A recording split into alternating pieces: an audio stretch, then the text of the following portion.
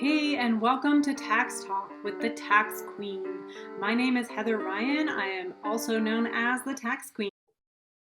Hey, I want to go over the 5 simple steps to update your books on a weekly basis. This is really important so that you just keep on top of things and so you don't get overwhelmed when you try to work on this, I don't know, come tax time or for whatever other reason you might need to do it. And it's been months before that you've worked on your books and understand your financials. It's just really important. It's more than taxes. It's just understanding the health of your business, understanding how much income you're bringing in, how many expenses you have, if you're overspending. And if you do it weekly, it should help eliminate the overwhelm and the struggle and maybe even the procrastination. Just make it part of your weekly tasks. And I would allot, an hour each week or something, depending on what you have going on, how many transactions happening. But I think it's really, really important to establish doing this weekly and doing it yourself to begin with, because you can do your own books. And if you do it weekly, it should keep everything up to date. And eventually, if you're like a month or two in and you say, I really hate this and I can afford to outsource it, I'm going to, you at least have the basic understanding of what's happening in your books. And so you can hire properly, and then you can also oversee that bookkeeper better. I think it actually works out better if you understand things. So number 1 in your weekly task is to record and collect any sales. So if you use QuickBooks for sales, then you're probably familiar with some of the invoicing or possibly sales receipt if you're doing cash. If you use invoices, make sure they're all in here for the week. Sometimes some people will leave their invoices, once a week. You can do it as part of your weekly bookkeeping. So you're on top of it and you're sending your clients invoices. So this is what an invoice looks like. Super easy. If you've been in here, if not, it's really not too big of a deal. So you would just hit save and send or save and close. If you have sales receipts, then you can enter that in as well. So that's using QuickBooks Online. If you use Wave or FreshBooks, they also have invoicing features, same thing. So just make sure you're going in there and you're making sure that all of your income is accounted for. If you use PayPal or another service like that as your processor, that's fine. Do the invoicing through there, and we can actually connect it directly to QuickBooks if you want PayPal to correct directly. If you use Stripe, make sure just send your invoices via Stripe. That's fine. But we want to make sure that all that income is showing up in your accounting software. This is also the time, if you have invoices that are outstanding, to send reminders. So this is a sample company, and I honestly don't know if we have any outstanding invoices on here, but we can go to the sales and the invoices, and there are some things that are overdue. So you can see this one here is overdue. And if you click down on this little button here on the, little arrow triangle, you can say send reminder. So that's a really nice feature. So it's really nice. You just go to your sales, to invoices, and then you can send a reminder to anything that's overdue. So really easy. Again, it shouldn't be too time consuming. That's step 1, right? So we're going to record all our income and sales, send out any invoices that need to be reminded or to be sent out originally. And then number 2, you're going to make sure you log all your expenses. So how do you do that, right? Banking, if you're using QuickBooks Online, if you use Wave or any of the other accounting softwares, they almost always will pull bank feeds. And so your invoices, or rather your expenses, should show up here. And so here you can see spent, and then this is money received. So money spent would be expenses. And look how convenient this is a sample company, but they've already entered in expenses, and so they can just match here. And so if you've already done that, kudos to you. And if not, you might be able to just add. And so here, this is an expense. You want to make sure it's categorized properly. Use it for whatever it is. So we'll just call this as an advertising expense, and we just hit add, or you can hit the green button, either one, blue or green. So therefore, that would be adding your expense. If you don't go to your bank feed, you can actually just add expenses. And so it's the same thing. If you click new plus new, you can enter expenses. You can enter in directly here. Who did you pay? What's it for? How much was it? Was it related to a customer or a client? That's one option. You can also enter in checks if you wrote any, and you can enter in any bills that are due. So if you've received invoices from other companies and have bills, you can enter them in here. So this is just writing a check, super easy. Make sure that you have the check number, and same thing, category, who you're paying, where is it coming out of, if there is a customer, the amount. So just make sure you're entering all that data.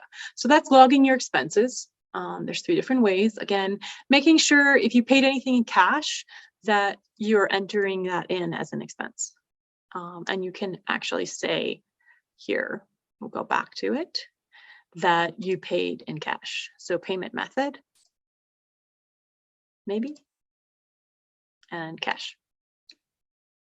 So that's pretty clear that you can do all that. So number 2, log your expenses. That's what we're talking about here. So number 3 would be organize and get rid of any clutter that you have around. And so I consider this as making sure that all your receipts and statements and everything are attached to either your QuickBooks or your accounting software, or they're saved in a folder somewhere that you can easily access. And so a lot of people choose to use Dropbox, or they choose to use Google Drive.